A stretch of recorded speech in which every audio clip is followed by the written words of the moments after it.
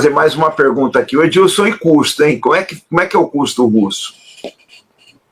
Então, eles têm um modelo, né, de gestão completamente diferente. E isso é um diferencial muito grande, até pelos custos operacionais. Uma coisa que me surpreendeu muito, uma conversa com o Dr. Rodolfo Latessa, que eu mando um abraço aqui, e até digo ao pessoal, quem quiser o livro do Dr. Rodolfo Latessa, mande um e-mail para o blog.planobrasil.com, Brasil com S, no caso, o e-mail, tá?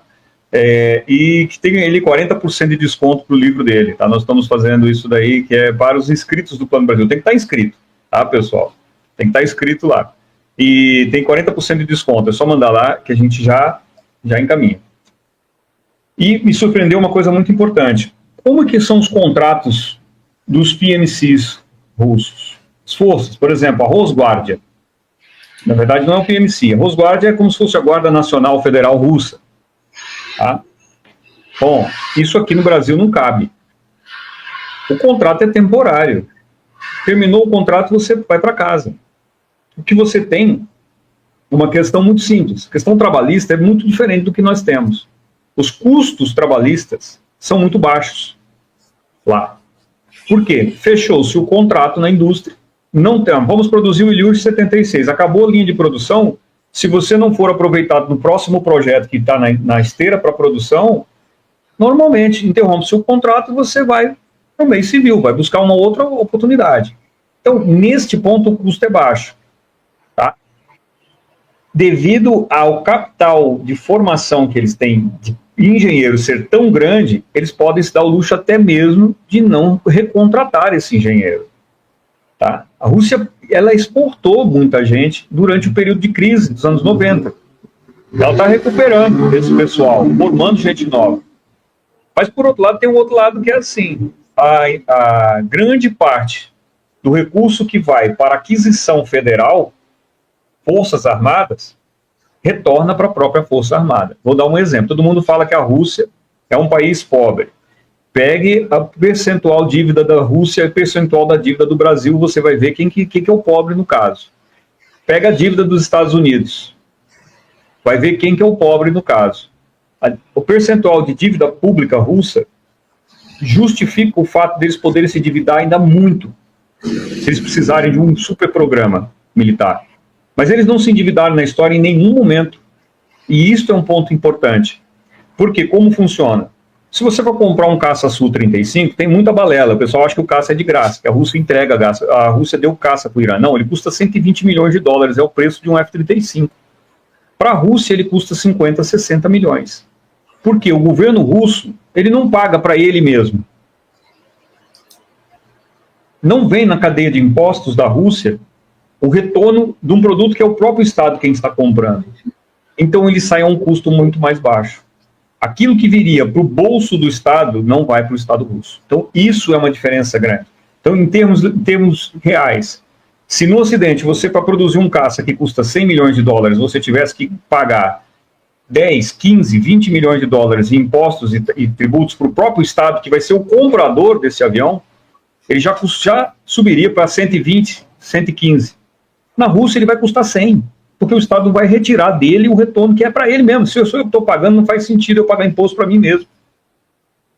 Então os custos são mais baixos. Ah, mas a mão de obra é mais baixa. Tem um outro detalhe.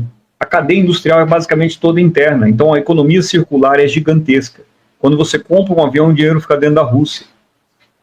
Nosso modelo de produção, não sou contra ele, é o que nós podemos fazer, mas a Embraer, os componentes da Embraer vêm de todos os países do mundo. Nós estamos exportando divisa quando compramos um avião da Embraer.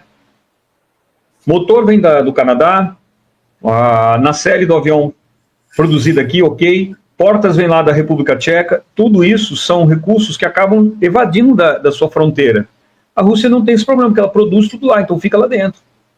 Então ela consegue gerir melhor o gasto que ela tem. E por incrível que pareça, pessoal, vocês podem pensar assim, mas os Estados Unidos também faz isso. De certa forma faz, só que a tecnologia americana, ela tem muitos componentes exteriores, produzidos no exterior. Vou dar um exemplo para vocês, os painéis digitais do BlackRock são feitos na Romênia, feitos na República Tcheca. Então, isso também é uma exportação de divisa. É através de cooperação? Através de cooperação, que seja, mas a Rússia ela não pode se dar esse luxo, ela produz tudo lá, ela não tem o que fazer. Então acaba ficando, e isso tem um fator bem interessante, o emprego interno, que acaba revertendo no desenvolvimento do país, basta ver que o conflito ativou a indústria, ativou a economia russa, e ao mesmo tempo ela também não mete a faca nela mesma, que acaba acontecendo aqui. É impossível você chegar no Brasil hoje, adquirir uma aeronave civil, por exemplo, ao custo que você tem, fica mais caro você comprar no Brasil do que comprar lá fora o avião. É claro que ninguém aqui vai querer. Então, é muito importante esse tipo de gestão que ela é diferente. Essa é uma diferença muito grande em relação à gestão do que é o recurso do Estado. Se é para o Estado, por que o Estado vai esfaquear financeiramente o próprio Estado para poder ter o recurso? Para manter uma máfia de pessoas atrás que estão precisando desse dinheiro, de indústrias, que acaba acontecendo por aqui. Acabei de falar do evento ELSA aí. Esse daí vai consumir o dinheiro que a Europa não tem. Pode escrever o que eu estou falando. Mas, Edilson, você sabe que eu estava refletindo esses dias sobre alguns assuntos que você acabou trazendo à baila aqui. Você quer ver, você pega um caso no Brasil, por exemplo, o caso da defesa brasileira, que é uma parte dos nossos insumos é importada. A esmagadora maioria dos nossos insumos, principalmente os mais caros, é importada. Se você olhar bem mesmo, a cada geração de brasileiros, a gente importa, a gente manda um PIB em dinheiro lá para fora. No acumulado, o que a gente gastou numa geração, que são 30 anos, isso é um PIB. De que a gente compra de material de defesa que a gente manda lá para fora, praticamente vai um PIB. A gente não pensa nessas coisas. O dreno que isso aí é para a economia. O dreno que é para a economia importar insumos que são caros, ineficientes, não levam a nada. Você compra um blindado, você pega, por exemplo, o M60 que a gente comprou, que acho que já até aposentou. O que esse blindado trouxe para o país? Você comprou material usado, vai usar um tempo, depende das peças lá de fora, etc. Quando aposentar ele, acabou agora, já era, você não vai fazer mais nada. Então, assim, a gente não olha essas coisas, né? A gente já está tão... O mindset brasileiro é tão ruim que a gente não consegue perceber a nossa própria miséria.